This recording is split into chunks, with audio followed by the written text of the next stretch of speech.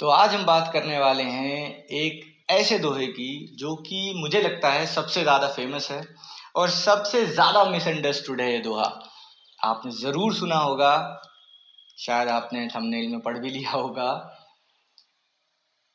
ढाई आखर प्रेम का पढ़े सो पंडित हुए हैं। प्रेम ही बहुत अजीब चीज़ है।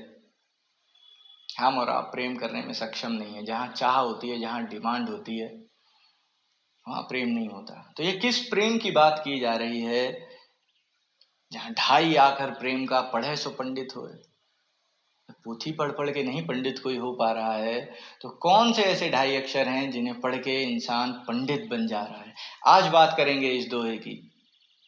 पोथी पढ़ पढ़ जग मुआ, भया न पंडित कोय, ढाई आखर प्रेम का पढ़े सो पंडित होए। तो ये कौन से ढाई आखर की बात है?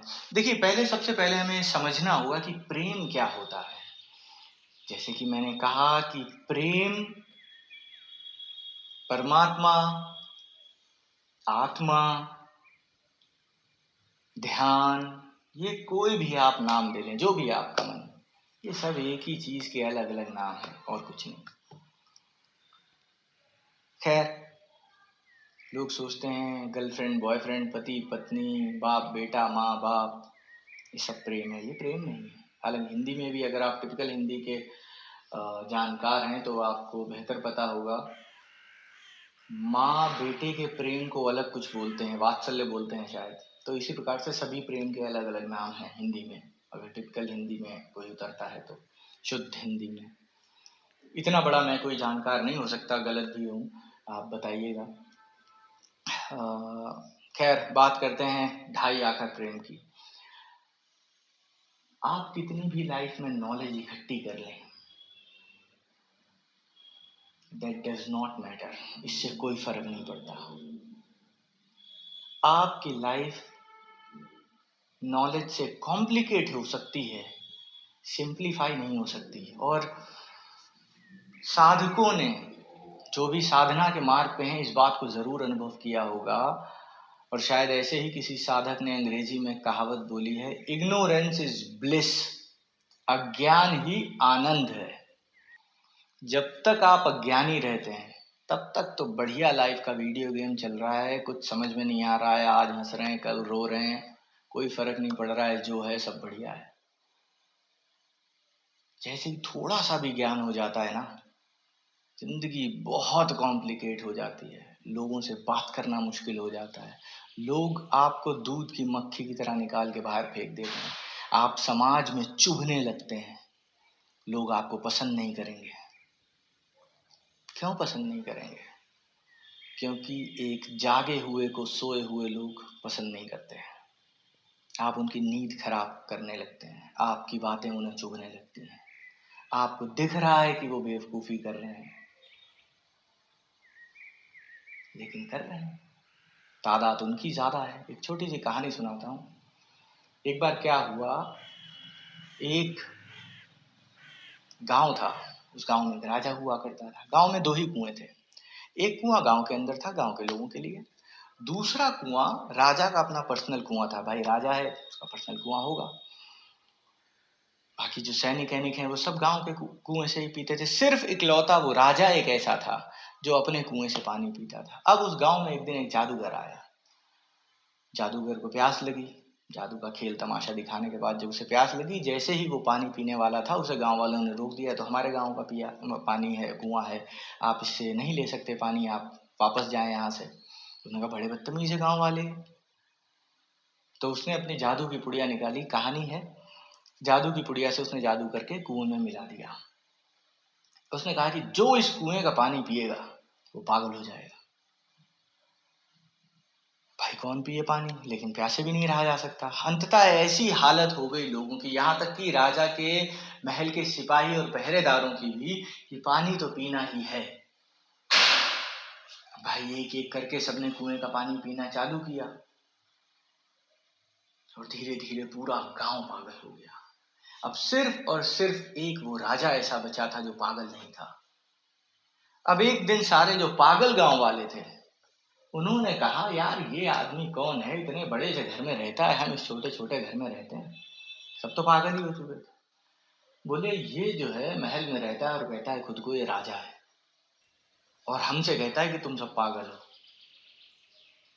अब मतलब हम पागल हैं और ये राजा है, ऐसा कैसे हो सकता है। राजा कहता मर गया, लेकिन किसी ने उसकी एक नहीं सुनी। अंततः सारे गांव वालों ने मिलकर राजा को मार दिया। सुनने में कहानी अजीब लगती है और लगता है कि ऐसा कैसे हो सकता है, बट रियलिटी क्या इससे अलग है। जीसस को सूली पे चढ़ा दिया, जीसस को।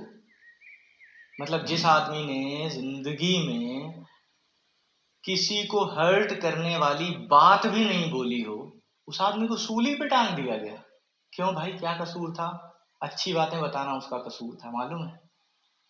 वो लोगों को घूम घूम के जो जगा रहा था, यही उसका सबसे बड़ा कसूर बन गया। हर जागने वाले के साथ यही होता है। सुकरात को जहर दे दिया गया, सोक्रेटिस जिसका नाम। कई ऐसे हुए, मतलब आप गिनती नहीं कर पाओगे। लेकिन ऐसा क्यों होता है?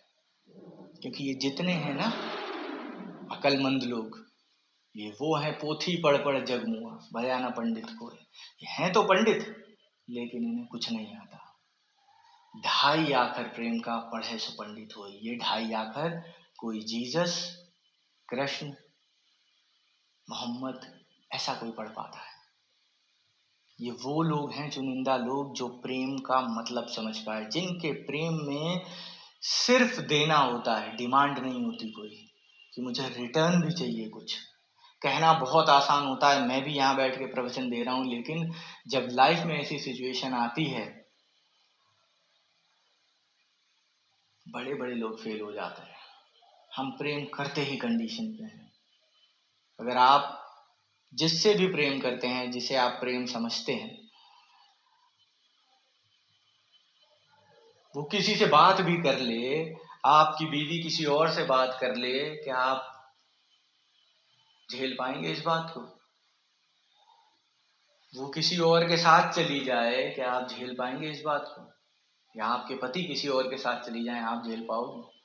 कहना बहुत आसान होता है, मैं प्यार करता हूँ, मैं फलाना करता हूँ। अपने यहाँ तो ऑनर किलिंग हो जाती है। हम लोग कहते हैं कि माँ बाप तो बच्चों की खुशी के लिए जीते हैं। फिर ये ऑनर किलिंग कैसे हो जाती है कि मेरी बेटी ने भाग के शादी कर ली, या फिर मेरे बेटे ने दूसरे धर्म की लड़की से शादी कर ली और माँ बाप ने ही गला काट दिया। ये ऐसा कैसे हो जाता है? पोथी पढ़ पढ़ जग मुआ, भया ना पंडित को। उन्हें प्रेम का कुछ भी नहीं पता। अगर आप भी ऐसे हैं जो कि जिससे आप प्रेम करते हैं और उससे कुछ भी वापस चाहते हैं, कुछ भी डिमांड बैक है, तो आप प्रेम नहीं करते हैं। पहले आप प्रेम को समझिए, फिर आप इस दोहे को समझ पाएंगे। ढाई आखर प्रेम का पढ़े सो पंडित हुए। एक बार आप प्रेम में उतर गए तो फिर सिर्फ सर्वस्व दे देना है, सब कुछ बस दे देना है, कभी कोई डिमांड नहीं। लाइफ कॉन्फ्लिक्ट लेस हो जाएगी, बिलीव मी, मेरा भरोसा करें। आपके जीवन में एक भी कॉन्फ्लिक्ट नहीं रह जाएगा अगर आप इस प्रकार का प्रेम करने में सक्षम हो गए। और शायद ऐसे ही किसी को हम पंडित, स्वामी, गुरु, भगवान, अवतार, तीर्थंकर, इन नामों से पुकार पाते हैं। पोथी पढ़ पढ़ जग मुआ, भया ना पंडित कोई, ढाई आखर प्रेम का पढ़े सो पंडित हुए। आशा करता हूँ आप अपने जीवन में प्रेम को समझेंगे और स्वयं को प्रेम में डुबा देंगे। नमस्कार।